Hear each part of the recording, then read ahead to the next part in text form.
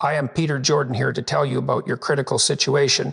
Imagine waking up one day to discover that most people around you no longer question anything, that the world has become so loud, so fast, and so saturated with information that the human mind, once a powerful tool for inquiry, discernment, and growth, has dulled into passive acceptance.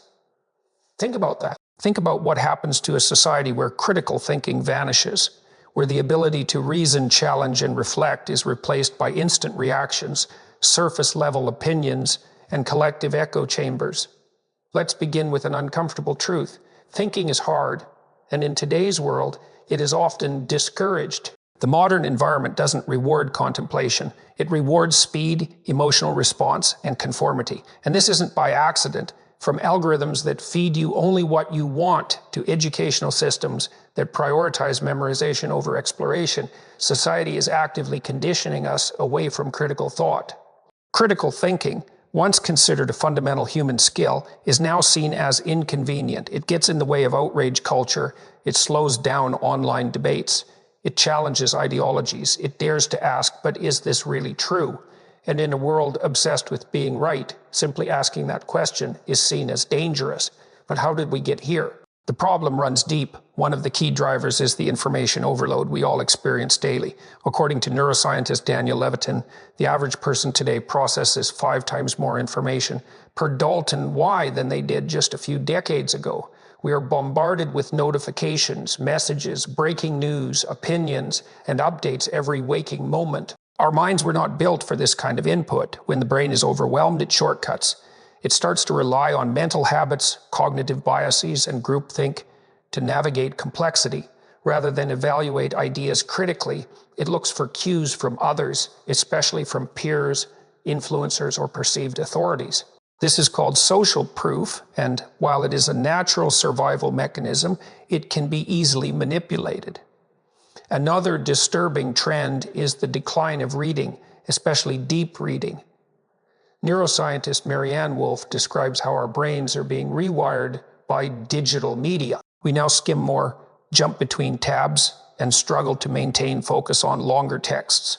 But here is the catch. Critical thinking requires sustained attention. You cannot analyze, reflect, or truly understand if your attention span is constantly fractured. The late Carl Sagan once warned, "We live in a society exquisitely dependent on science and technology, in which hardly anyone knows anything about science and technology." His concern was not just ignorance, but the erosion of the ability to think critically about the systems we depend on. In a world full of opinions, hot takes, and ideological warfare, the greatest rebellion is the quiet act of thinking, clearly. But the problem isn't just technological or educational, it is also emotional. Critical thinking is uncomfortable. It forces us to admit that we don't know everything. It challenges our egos. It can lead us into cognitive dissonance, where our cherished beliefs clash with new evidence. And in a culture that values certainty, confidence, and identity above all, this is deeply threatening. So instead of thinking, we defend, we retreat into our tribes, we repeat mantras, we cancel, we avoid, we memorize slogans instead of engaging in dialectic. What we are witnessing now is not just a decline in thinking, it is a social shift toward mental laziness. And yet the consequences are devastating, because when people stop thinking, they stop questioning, and when people stop questioning, they become vulnerable to manipulation, to propaganda, to fear. And the question we must all ask is this: who benefits when a population no longer thinks for itself? To understand the roots of this collective decline, we must look beyond the surface. Let's begin with the education system. John Taylor Gatto argued that modern education does not exist to create independent thinkers. In his words, the truth is that schools don't really teach anything except how to obey orders. Gatto claimed that compulsory schooling was designed during the industrial age not to enlighten students, but to prepare them for factory life, predictable, obedient, and non-disruptive. Think about that. Instead of teaching how to think, we are taught what to think. This pattern doesn't end in school, it only intensifies in adult life, in the workplace, in media, even in our friendships. We learn that speaking out, questioning consensus, or holding unpopular views can cost us. The fear of social exclusion of being labeled difficult or controversial is often enough to silence even our most pressing doubts, and so we stay quiet. But silence over time becomes complicity. Social media has accelerated this problem to unimaginable levels. What was once a space for global connection has become a battlefield of opinion wars, outrage cycles, and algorithmic manipulation. Every platform is designed to keep you scrolling, reacting, consuming, not thinking. You are nudged constantly toward content that confirms your beliefs.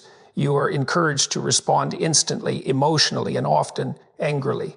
The platforms reward engagement, not truth. They thrive on division, not understanding. Philosopher Marshall McLuhan warned that the medium is the message, meaning that the way we receive information changes how we think.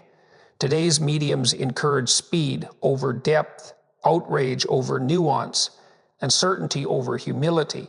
Even truth itself has become distorted. In the age of misinformation, what is true often becomes less important than what is viral. People no longer evaluate the merit of ideas based on evidence or logic. They judge them based on how many people agree. This is the tyranny of the majority in its most dangerous form. Not political, but cognitive. So where do we go from here? We begin by asking better questions, questions that challenge the status quo, questions that demand real answers, not slogans or statistics stripped of context.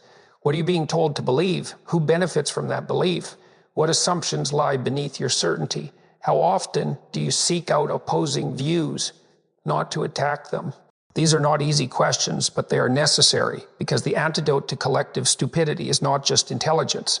It is courage. Socrates famously claimed, "The only true wisdom is in knowing you know nothing." This was an invitation to stay curious, to keep asking, and to remain intellectually humble. And yet today, humility is rare, certainty is worshipped, arrogance is mistaken for wisdom. Everyone has an opinion, but few have understanding. Everyone wants to speak, but few want to listen, but it must not be abandoned. Because once you give up your ability to think for yourself, you are no longer free. You are a puppet, your strings pulled by forces you do not see. And let us be clear, those forces are not abstract. They are economic, political, and cultural. They are the companies that profit from your addiction to mindless content, the politicians who rely on your emotional reactions, the institutions that depend on your unquestioning obedience. But when you reclaim your mind, everything changes. You become harder to manipulate. You begin to see through the illusion. You stop being a passive consumer of ideas and become an active seeker of truth. To truly understand the rise of collective stupidity, we need to explore the battlefield within the mind itself. Despite our faith in logic, the truth is that the human brain is far more emotional than it is rational. In his groundbreaking work, Thinking Fast and Slow, Daniel Kahneman showed that our brains operate using two systems, one fast and instinctive, the other slow and deliberate. The fast system is quick, automatic, emotional. It jumps to conclusions, makes snap judgments, and conserves energy. The slow system is thoughtful, analytical, cautious, but it requires effort. And here lies the issue. In our high-speed, always-on world, most people are stuck in fast mode. There is simply no time or will to slow down and think deeply. This is fertile ground for mass manipulation. Politicians, marketers, media outlets, they all understand how to exploit our mental shortcuts. They package complex issues into simple binaries. They use emotionally charged language to bypass reason. They prime us with repeated narratives until we accept them as truth, not because we verified them, but because they feel familiar. And the danger is, once we accept something as true, our brains begin to defend that belief regardless of evidence. This is known as confirmation bias, and it is one of the most powerful cognitive traps in existence. Another key concept is groupthink, a psychological phenomenon where the desire for harmony or conformity in a group leads to irrational or dysfunctional decisions. People silence their doubts for the sake of unity. They choose consensus over truth. And yet, history shows us that progress has always come from those who dared to think differently. Galileo, Darwin, Nietzsche, Martin Luther King, they were all rejected, ridiculed, or attacked for their ideas. But they thought anyway, they spoke anyway. But make no mistake, there is a cost to think critically in a society that punishes doubt as an act of rebellion. You risk being misunderstood, ostracized, even hated.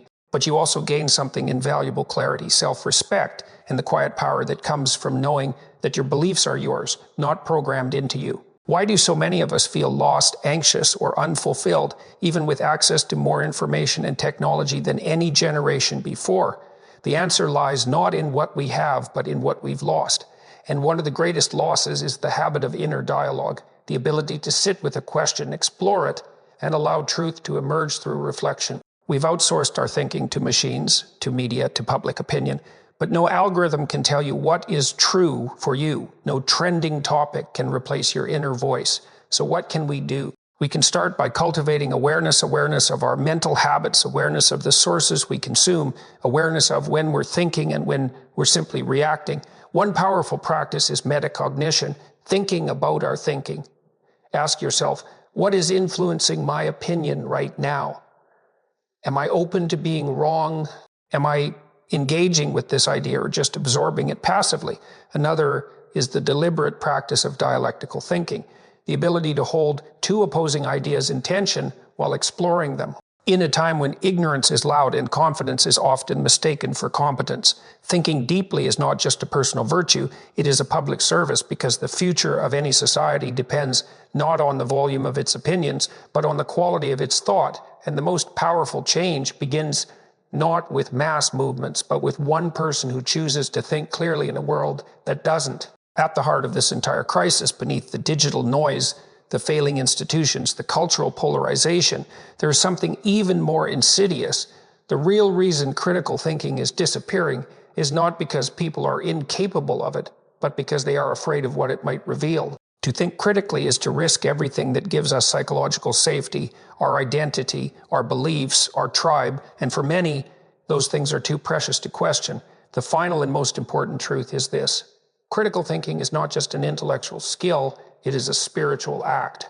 It is the act of honoring truth over comfort, growth over certainty, and freedom over approval. It is the quiet decision to live with your eyes open even when the light burns, because once you start thinking critically, you begin to see the structures that surround you, the systems of manipulation, the algorithms of control, the masks people wear. And it can be overwhelming, it can even be painful, but it is real. As Carl Jung once said, people will do anything, no matter how absurd, to avoid facing their own souls. And yet, facing our inner world, our unconscious motives, our inherited beliefs, our cognitive traps, is the very essence of thinking. Critical thinking is not just about questioning the world, it is about questioning yourself. It is about asking, why do I believe what I believe? Where did this idea come from? What parts of me are afraid to let go of it? When you ask those questions honestly, a new world opens, not just a world of knowledge, but of wisdom. This is your invitation, not just to think, but to wake up, to stop living as a product of your environment and start becoming the architect of your mind. Because no school, no system, no social media platform will do this for you. The responsibility is yours alone. And when you rise to it, something extraordinary happens. You begin to see with clarity. You begin to feel what it is like to live in alignment with truth. Not borrowed truth, not popular truth, but your own hard-earned truth. This is what the world needs now more than ever. Not louder voices, not sharper arguments, but deeper minds. Minds that are willing to sit in complexity, minds that are willing to say, I don't know, but I am willing to learn. Minds that are no longer seeking to win debates, but to understand reality. If you want to change the world, start by changing the way you think, not because it is easy, not because it is popular, but because it is right. The rise of collective stupidity is not a cause. It is a symptom of fear, of fatigue, of a world too distracted to look inward. But every act of thinking clearly pushes back against that tide. Every moment you pause to reflect instead of react. Every time you ask a question instead of assuming the answer. Every time you choose clarity over comfort, you reclaim your power. So remember, the most revolutionary thing you can do in this moment is not to shout, not to conform, not to repeat, but to think.